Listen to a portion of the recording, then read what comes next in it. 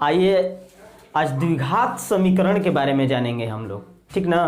कि कोई भी इस तरह के क्वेश्चन देता है, उसमें हमको पहचानना रहता है कि वो द्विघात समीकरण है कि नहीं है। खासतौर पर वो उस तरीक़ा से आता है तो हमको नज़र से बिल्कुल दिखाई भी देता है कि हाँ द्विघात समीकरण है, और उसको सोल्व करने पर पता चलता है कि द्विघात समीकरण नहीं है। तो इस तरह के क्वेश्चन हम दो लेकर आए हैं, इसको हम सोल्व करके और पता करेंगे। तो सबसे पहले आप सब लोग जाने कि द्विघात समीकरण का पहचान क्या है। हम कैसे जानेंगे कि कोई समीकरण जो है द्विघात समीकरण में है, कब कहेंगे? तो देखिए, वैसे समीकरण, ठीक ना, जिसके अधिकतम घात कितने हो? 2 हो।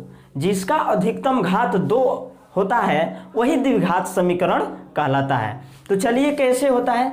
समीकरण एक आता है, समीकरण कहने का मतलब कि इक्वल, बराबर के दो पक्षों में कुछ राशि होते हैं। एक पक्ष में चर राशि या अचर राशि, तो वो समीकरण कहलाता है। और उसमें सबसे अधिकतम घात यदि जिसका 2 रहता है वो क्या कहलाता है? द्विघात समीकरण। द्विघात मीन्स हो ही गया दूसरा घात, ठीक है ना। तो चलिए हम फर्स्ट को इसको सोल्व करते हैं। कैसे? तो देखिए यहाँ आपके सामने नज़र में है x + 1 का होल स्क्वायर, 2 × x - 3। आप सभी लोग जानेंगे कि ये x + 1 का होल स्क्वायर है। आप सब लोग पीछे क्लास में a + b का होल स्क्वायर के बारे में जाने होंगे। जैसे a + b का होल स्क्वायर होता है a² + 2ab + b²। इसी फार्मूले पर इसको हम बैठाएंगे, रखेंगे। कैसे? देखिए यहाँ a है, यहाँ b है, अर्थात कहने का मतलब ये हुआ कि a के स्थान पर यहाँ x है और b के स्थान पर यहाँ 1 है। तो जहाँ जहाँ a दिखाई देगा इसमें, वहाँ हम x को रखेंगे, और जहाँ b दिखाई देगा वहाँ हम 1 को रखेंगे। तो देखिए a का यहाँ मान क्या कहलाएगा? x कहलाएगा। तो x का स्क्वायर हो जाएगा, और प्लस है तो प्लस देते हैं, फिर 2 है तो 2 लगाते हैं। इसके बाद a है, देखिए यहाँ 2 और a और b, ये तीनों के बीच में मल्टीप्लाई का संबंध जुड़ा हुआ है, वहाँ मल्टीप्लाई का चिन्ह साइलेंट है, ठीक ना। तो हम यहाँ मल्टीप्लाई यानी कि गुणा का चिन्ह देते हैं, और a का वैल्यू यहाँ x है तो x लगाते हैं, b का वैल्यू 1 है तो 1 लगाते हैं, ठीक ना। प्लस b है, फिर प्लस में रखते हैं, b का वैल्यू 1 है तो 1 का स्क्वायर कर देते हैं। अब इसके बाद इक्वल के बाद में देख रहे हैं कि 2 जो है x - 3 से गुणा किया हुआ है। 2 का यदि x के साथ मल्टीप्लाई करेंगे तो हमें 2x प्राप्त होगा। इसके बाद माइनस है तो माइनस लगाते हैं, 2 में 3 से जब मल्टीप्लाई करेंगे तो 2 × 6 प्राप्त होगा। तो चलिए इसको सोल्व करके पता कर लें कि क्या द्विघात समीकरण है कि नहीं है। तो कैसे? तो x² + 2 में x में 1 से जब मल्टीप्लाई करेंगे तो हमारा 2x प्राप्त होगा।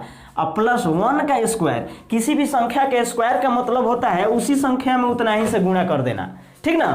तो 1 पर स्क्वायर है कि नहीं? 1 पर स्क्वायर है तो 1 का मतलब 1 × 1 यानी 1 होगा। तो यहाँ हम 1 लिखेंगे। इसके बाद 2x है और -6 है। चलिए इसको पक्षांतर करते हैं। कैसे? जाति को पहचानते हैं, नहीं, जो जिस राशि का है, जैसे इसमें चर और अचर जाति है, ठीक ना। अचर इसमें -6 है, इसमें क्या है? 1 है, ठीक ना। तो 1 को हम उधर धक्का देकर ठेल देते हैं, किधर? -6 के तरफ, ठीक ना। इस तरीका से समझिए, अच्छा होगा। देखिए इसके बाद x² + 2x है, और ये चर राशि के साथ है, ये चर राशि के साथ है, इसका जाति हमारा इधर 2x होगा। तो 2x को जब बराबर ये इक्वल के इस साइड में जब लेकर आएंगे तो ये प्लस में है तो उधर से आएगा तो इधर क्या हो जाएगा? -2x हो जाएगा ना। अब यहाँ देखिए -6 है तो -6 को रखते हैं, इधर से तो ये चला है तो -6 बचा, -6 रख दिया गया। और फिर हम इधर से 1 को ले जाते हैं तो ये प्लस में है, उधर जाएगा तो माइनस में हो जाता है। तो अब देखिए कैसे कैलकुलेशन करते हैं। स्क्वायर, x², ये द्विघात है, द्विघात का और इसके जाति का खोज करते हैं कि है कि नहीं है। तो इसमें देखिए नहीं है एक्स स्क्वायर है, इसका कहीं जाति दिखाई दे रहा है? नहीं दिखाई दे रहा है, तो हम केवल इसको सिंगल के सिंगल उतार देते हैं। तो एक्स स्क्वायर प्लस, देखिए यहाँ 2x माइनस 2x है, ये दोनों एक ही का है, एक प्लस में है और एक माइनस में, ये रैखिक कहलाता है, तो ये दोनों आपस में कट जाएगा, अर्थात इसका वैल्यू 0 आएगा। इक्वल -6 -1 को ऐड करेंगे -7 होगा। तो इस प्रकार हमारा एक्स स्क्वायर -7 को इधर लाते हैं तो +7 होता है, इक्वल 0 होता है। इस प्रकार देखिए इस समीकरण का अधिकतम घात हमारा क्या प्राप्त हुआ? 2 हुआ, ठीक ना। तो हम कहेंगे कि हाँ ये क्या है? द्विघात समीकरण है। आ गया समझ में? द्विघात समीकरण है।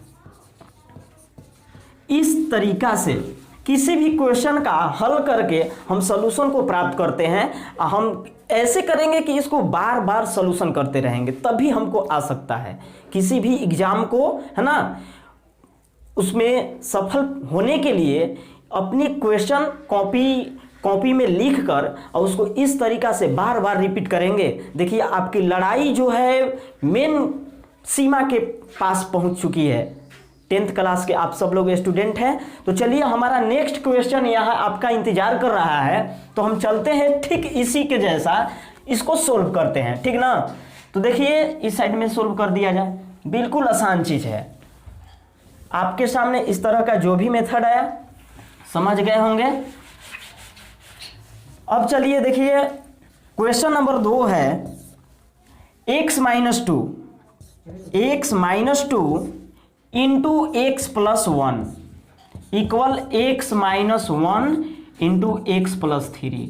यहाँ थोड़ा जटिल इस तरह से लगता है, इसलिए लगता है कि कोई डायरेक्ट अचर पद नहीं दिया है। यदि कोई अचर राशि यदि मल्टीप्लाइज के संबंध से आपके सामने दे दिया जाए तो गुणा तो आसान से कर लेते हैं, लेकिन अगर उसको इस तरीका से दे दे, चर राशि भी दे दे अचर भी दे दे और वो कोष्टक में हो जाता है, तो लड़के लोग के दिमाग जो होता है क्या करते, अचंभे में पड़ जाता है, यार छोड़ इसको आएगा कि नहीं आएगा, इस अगला क्वेश्चन देखते हैं। तो जी नहीं, उसके साथ भी लड़िए। लोग कहें कि तुम इस काम को नहीं कर सकते हो तो तुम उसमें ऐसा खुशी महसूस करो कि अरे यार हम कर क्यों नहीं सकते हैं, उसको करना स्टार्ट कर दो, ठीक ना। तो कैसे, ये क्वेश्चन है तो कैसे सोल्व करेंगे? देखिए इतना जो है इससे गुणा कर दिया है। कैसे गुणा करते हैं? तो बारी बारी से गुणा करते हैं। इस x से हम इस पूरे में गुणा करते हैं एक बार, फिर 2 से इस पूरे में गुणा करते हैं, फिर यही प्रक्रिया इधर भी करते हैं। तो सबसे पहले गुणा के रूप में लिख लिया जाए। कैसे? देखिए x है, x गुणा करेगा किससे? x प्लस 1 से, x प्लस 1 से गुणा कर दिया। इसके बाद -2 करेगा तो -2 लगाते हैं, इंटू का चिन्ह देते हैं, x प्लस 1 लिखते हैं। ठीक इसी के जैसा इसमें भी होगा।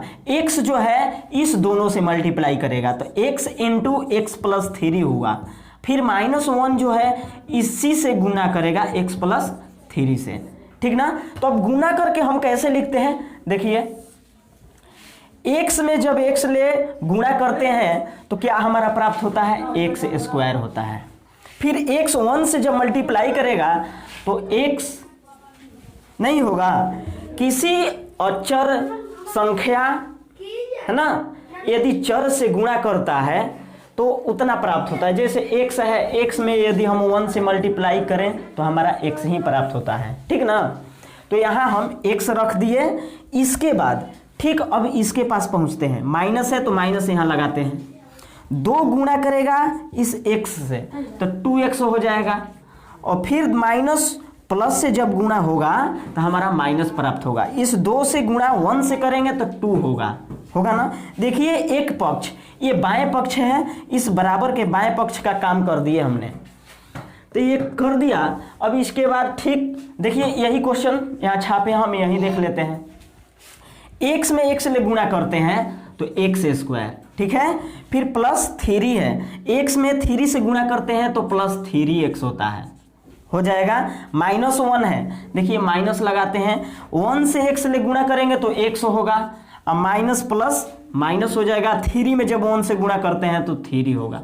अब देखिए पक्षांतर करते हैं, इधर से उधर लाते हैं जाति पहचान कर, है ना। तो देखिए कौन किसका जाति है उसको इधर लाते हैं। तो सबसे पहले ये जानिए कि जो चर राशि है उसको बाएं साइड में आप रखिए, हमेशा रखिए, बिल्कुल दिक्कत नहीं होगा, ठीक ना। और जो अचर राशि है उसको बराबर के दाहिने साइड में रखिए। आ रहा है समझ में। तो जितना इधर चर राशि देखिए x square 3x minus x है, इस तीनों को हम इधर लेकर चले आते हैं और इसको पहले लिख लेते हैं x square plus x minus 2x, ठीक है। तो कैसे, एक्स स्क्वायर यहाँ प्लस में है तो माइनस एक्स स्क्वायर हो जाएगा, ये 3x प्लस में है तो माइनस 3x हो जाएगा, ये माइनस एक्स माइनस में है तो प्लस में हो जाएगा। इधर जो बचा उसको पहले लिखते हैं, -3 बच गया है, इधर कौन सा बच गया -2, तो उधर ले जाएंगे तो प्लस में हो जाएगा। इस तरीका से अब इसको हम सॉल्यूशन करते हैं। देखिए -x², अब इसको सॉल्यूशन कैसे करेंगे, एक्स स्क्वायर का जाति पहचानेंगे। क्या पहचानेंगे, जाति पहचानेंगे। तो यहाँ प्लस में है और ये -x² माइनस में है। तो जब कोई भी राशि एक प्लस में हो और एक माइनस में हो और एक सेम ही हो तो उसको आपस में घटा देते हैं ना। तो देखिए x², ये दोनों आपस में क्या होगा, घट जाएगा, जिसका वैल्यू क्या प्राप्त होगा, 0 प्राप्त होगा, 0 होगा, ठीक ना। अब देखिए -2x 3x x, ये दोनों चारों एक ही जात का है, तो x मिला देंगे 2x होगा, ठीक ना। तो ये 2x प्राप्त हुआ, 3x 2x के साथ संयोग करेगा तो 5x होगा, इक्वल 3 में से 2 लेस हो जाएगा, -1 बचेगा, बचा ना। अब देखिए ये 0 का वैल्यू तो खत्म हो ही गया, 5 में से जब 2x को लेस करेंगे तो -3x होगा।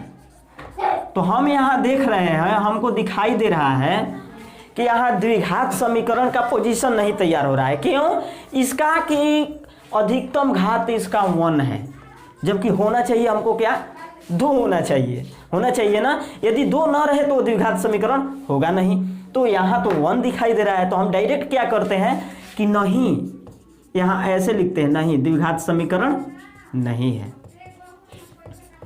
द्विघात समीकरण नहीं है, ठीक ना। इस तरह से आप सब लोग लिखेंगे, मार्क्स बिल्कुल मिलेगा आपको, 2 नंबर का मार्क्स आता है और ये तो सिंगल ऑब्जेक्टिव क्वेश्चन में भी देता है, ठीक ना। तो आप सब लोग इसको इस तरीका से तैयारी करें कि भूल मत पाइए, और कैलकुलेशन जितना ही करेंगे उतना ही आप खुद दिमाग से सॉल्व कर सकते हैं, ठीक ना। तो हमारा अगला वीडियो आपके अगले वीडियो में दिखेंगे।